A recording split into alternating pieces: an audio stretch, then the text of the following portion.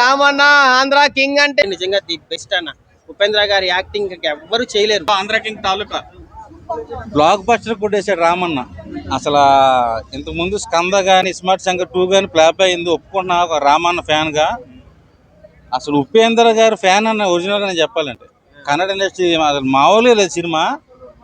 ఉపేంద్ర గారు ఇంతకు ముందు ఉపేంద్ర సినిమాలు నేను చూసా, కానీ ఈ సినిమాతో అసలు ఉపేంద్ర గారు లేకపోతే సినిమా అట్రప్లప్ అయ్యేది.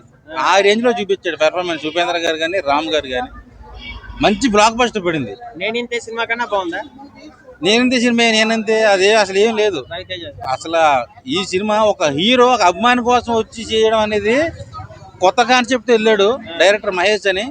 మంచి బ్లాక్ బస్టర్ కొట్టాడు. ఈ సినిమాతో స్మార్ట్ శంకర్ రికార్డులు కూడా బద్దలైపోతాయి.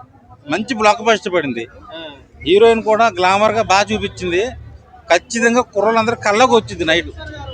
అదిరిపోయింది సినిమా. ఆంధ్ర కింగ్ తాలూకా పుష్ప 2 రికార్డు కూడా బ్రేక్ చేస్తా.